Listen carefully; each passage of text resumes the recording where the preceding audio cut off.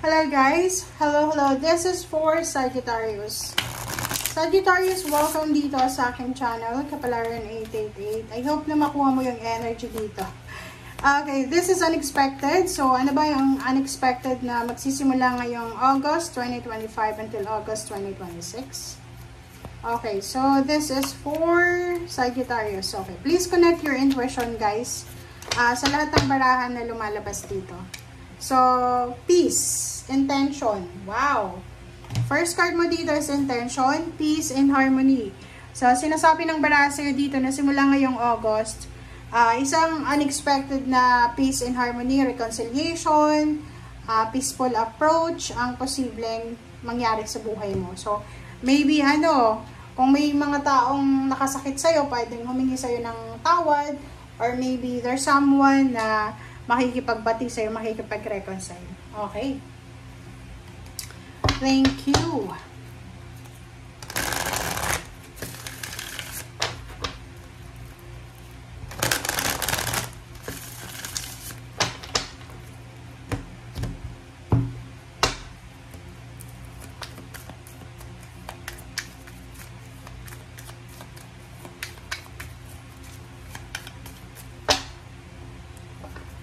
Okay. Mental conflict. Wow. Kaya pala. Unexpected nga siya. So, maybe you're suffering mental conflict, anxiety, depression, aggressiveness. Siguro ang dami mong problema na hinaharap sa ngayon na parang medyo magulo na yung isip mo hindi ka na nakakapag-isip ng tama.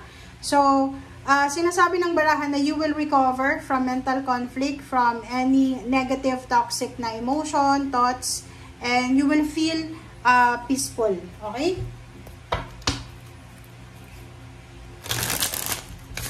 Tingnan natin sa third deck mo, Sagittarius.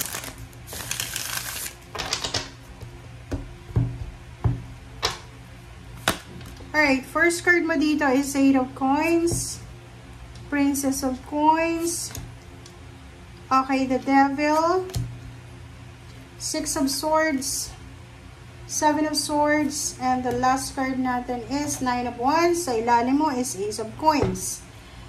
Alright, so isa sa mga possible na concern mo, isa sa mga possible na rason kung bakit ka naguguluhan, sobrang conflicting yung thoughts, yung emotion mo is because of work.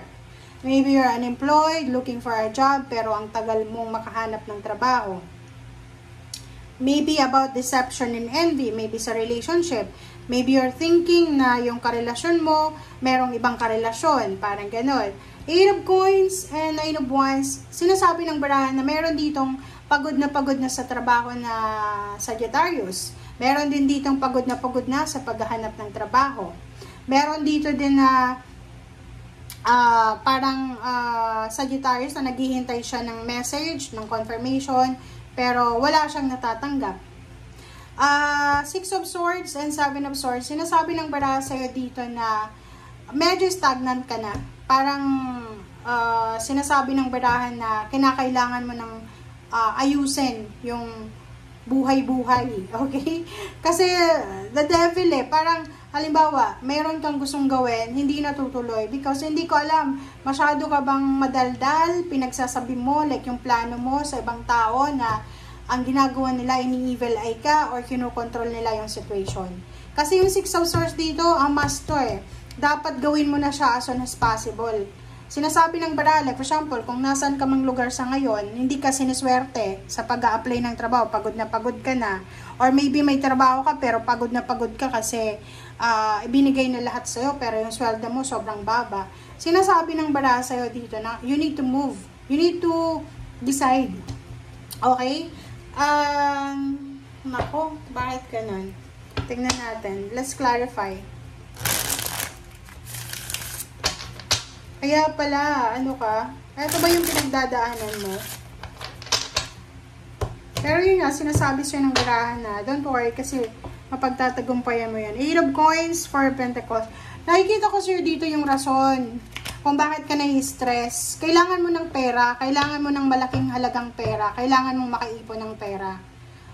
Hindi ko alam kung bakit. Ano ba, marami ka bang utang, maraming kailangan bayaran, Kasi yung Four of Pentacles is parang nakikita ko na simula ngayong August, sobrang tipid mo eh. Like, may trabaho ka naman, pero sobrang tinitipid mo yung sarili mo, parang ganun.